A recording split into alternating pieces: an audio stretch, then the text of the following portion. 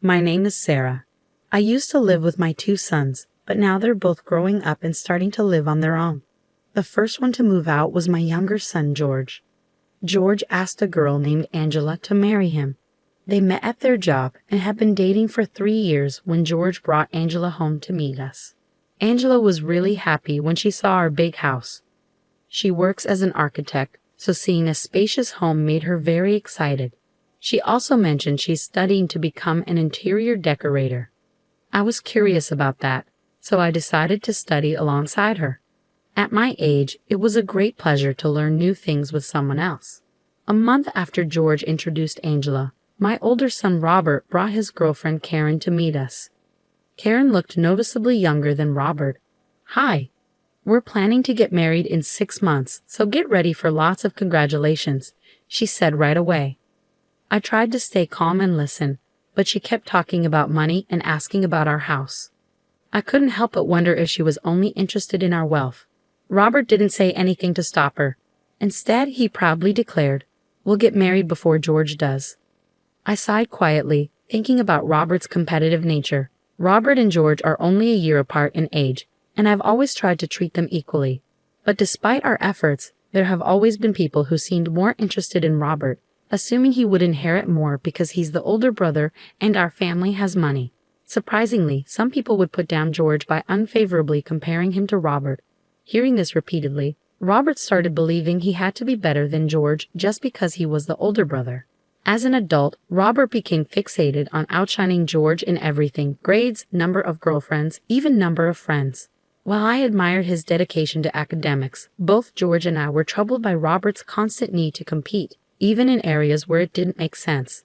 I'm sure George brought Angela home to one-up me with his fiancé. Robert must have rushed to introduce his girlfriend to gain an advantage over George. When I asked, "How long have you two been together?" Karen hesitated and said, about 3 months. We decided to get married in 3 months. I was surprised again by this sudden decision. It seemed too hasty.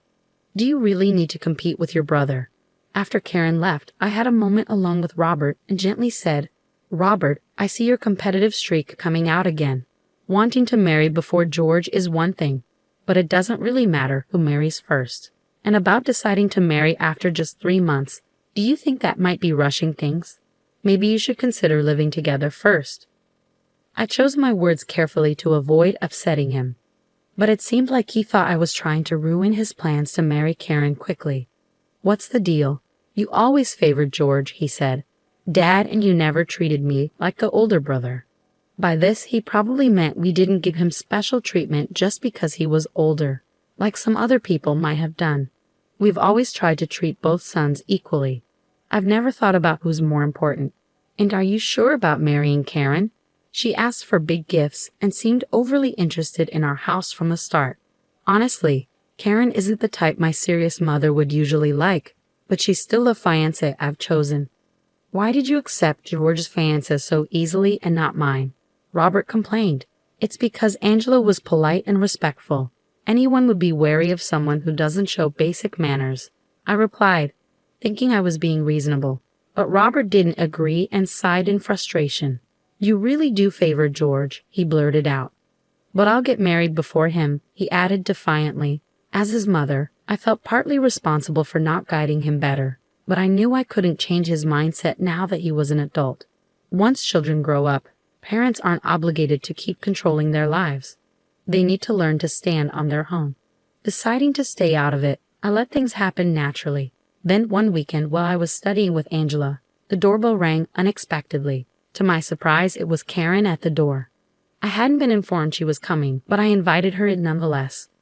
Karen glanced at the study materials on the table and chuckled. "Are you two really studying at your age? Let me guess, did you both only finish middle school?" Her comment lacked politeness. "And Angela, you're not even married to George yet, right? So you're hanging around here hoping for an allowance from your mother-in-law," Karen added, stunning Angela. Angela quickly shook her head, clearly taken aback. Knowing Angela well, I was sure she wasn't there for money. I placed a comforting hand on her shoulder and turned to Karen. "Please refrain from making unfounded remarks. Angela and I are studying together. She hasn't asked for, nor have I given her any money. In fact, I know she would refuse even if I offered, I said firmly. Angela nodded vigorously in agreement. She's genuinely polite and wouldn't visit to insult others or discuss money matters. I couldn't understand what Robert saw in Karen that made him consider marrying her. Karen seemed to pick up on my trust in Angela and abruptly finished her tea and cookies, then left quietly. But that wasn't the end of her unexpected visits. Whenever she knew I was with Angela, she would come over mockingly, commenting on how sad it was that we were studying. I began to wonder if Robert had encouraged her to belittle Angela, who was set to marry George. If so, her attempts to mock us only reflected poorly on herself. I couldn't quite grasp her true intentions. But I didn't want Angela to feel uncomfortable anymore. So we stopped studying at my place. Instead, we met at karaoke bars to study, sing, or just hang out at coffee shops. However, when Karen realized Angela wasn't coming over anymore, she remarked, "Finally, the troublesome daughter-in-law-to-be is gone. By the way, you should start thinking about leaving this house too, because once Robert and I get married, we'll be living here." Just when I thought she was satisfied, she made the most absurd statement. She told me to leave the house. Excuse me? This is news to me. I didn't know you and Robert planned to live here. You see, mother-in-law, you've been living comfortably in this house because you were loved by your husband and taken care of by your first son, Robert, right? But now you seem to favor your second son and his wife more than Robert. It's only natural for Robert to want you out and say he can't take care of you anymore. True, Robert stays here a lot, even though he has his own place. I guess he finds it easier with me handling things around the house. George, on the other hand, enjoys cooking for himself since moving in with Angela, because Robert is always here. She probably thinks Robert has taken over the house from my husband, and she called me a parasite because she thinks my husband's travels bring in lots of money, and I'm just living an easy life without working. Don't you get it, Mel? Your husband must have grown tired of you, which is why you suddenly want to study and get a job, right? Well, even if you try at your age, you won't achieve much anyway. I had had enough of Karen's presumptuous remarks. Trying to explain that I was studying for personal growth and not for work seemed pointless. Seeing me silent, she probably thought she had struck a nerve and said aggressively, "Don't interfere in our lives except for weddings and funerals." Honestly, at that moment, I realized I didn't want any relationship with Robert anymore. If he was serious about marrying this girl in the future, why should I tolerate a young woman who insults me and calls me names without knowing me at all? I didn't want to have anything to do with them, not even at weddings or funerals. "Well, let's end our relationship then," I said firmly. With that, I cut ties with both Robert and Karen. Robert was shocked and asked, "Why are you cutting ties?" I replied, "She said not to interfere. If you're curious, ask her yourself." Then, I blocked all their contact information. Even though my husband was overseas, I could still reach him if needed. I was tired of hearing Karen's name every day. To leave, I discussed the situation with my husband, and we decided to move. 6 months after cutting ties with Karen and Robert, my phone suddenly rang. I didn't recognize the number, but when I answered, it was Karen. "Hey Mel, why didn't you come to our wedding? It's strange for the groom's parents to be absent," she said. I was surprised and responded, "Excuse me? After we cut ties, why would I attend your wedding?" "We may have cut ties, but shouldn't you at least come to our wedding?" She insisted. She probably thinks more guests mean more gifts. But if none of the groom's family, not even his brother, were there, it would be awkward. "You did something, didn't you, Mel? You told everyone not to come to our wedding," she accused. "That's just absurd. Isn't the absurd part on your end? Did you choose your wedding date after seeing the invitation for George and Angela's wedding? Scheduling your wedding the day before your brother-in-law's is really unreasonable. Trying to overshadow your own brother is just wrong." "Shut up. Robert is the oldest, so he's the one who will inherit Dad's large fortune and the house. Everything revolves around Robert because he's superior." I sighed deeply. "Prioritizing Robert? My husband and I have never favored one son over the other. We've always treated Robert and George equally. If Robert feels differently, there's nothing we can do about it.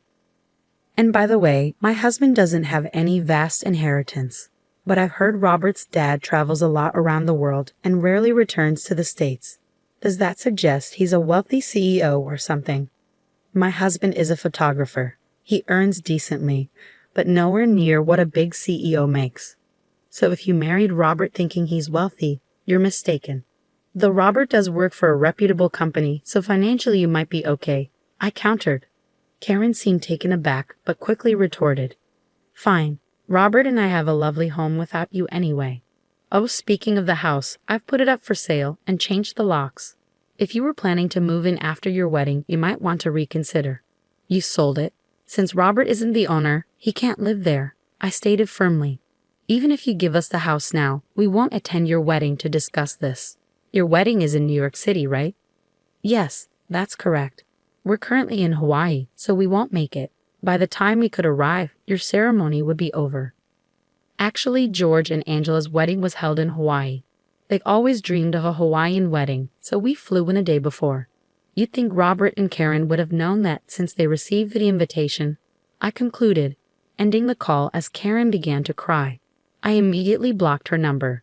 It's unbelievable that they would reach out after we cut ties with them. While we were celebrating George's wedding, it seems Robert and Karen were having issues back home. Then 3 months after we returned, Karen showed up at my new place. Hey Mal, I heard you gave 5 houses to George's wife. Why didn't you give us anything? Well, you called me a parasite and wanted me out, remember? We've cut ties, so we're basically strangers. I don't give anything to strangers. It seems Karen finally realized that the main breadwinner wasn't my globe-trotting photographer husband, but me. She had foolishly cut ties with someone who has an income from properties worth $3 million, which I inherited or purchased. Now let's undo the disavowment. Let's live together again. No thanks. I have no intention of supporting strangers, I firmly stated. Besides, my uncle and aunt have offered to take you both in. I heard you quit your job, thinking Robert had money, and Robert resigned because of fallout from the wedding, right? Well, if both of you are jobless and have terminated your apartment lease, they've offered to help out since they need help on their farm in Nebraska. Wait, that truck outside must be your pickup. I already informed them you were here, I added, looking toward the front door. Someone was approaching, so I quickly opened it. Karen was behind me, shouting, No, I don't want to go. I love city life. But without jobs, there's no way you can afford to live in an expensive city like New York, I reasoned. Eventually, with tears streaming down her face and her makeup ruined, Karen was taken away by my aunt and uncle. They were happy to have extra help, and both Robert and Karen found a place to stay. I felt I had made a good decision. The reason I gave Angela 5 houses was because I trust her to manage them well. It started as a trial, considering the possibility of us living together in the future and continuing to get along. Later on, Robert called the landline. Mom, I'm thinking of divorcing Karen. She's not good at cooking and cleaning, but she insists that since she does household chores and works, I should respect her and give her more money. She even says hurtful things like marrying you was a favor to an older, less ambitious guy like me, and that I should support her. He pleaded for help. I've kept in touch with my aunt and uncle, so I'm aware of their situation. Last month, we found out Karen is pregnant, so a divorce might not be approved. You're going to be the father. You need to step up, I told him before hanging up. Despite their issues, it seems Robert and Karen are staying together. I've decided to maintain my distance from them now. They need to take responsibility for their choices and work things out on their own.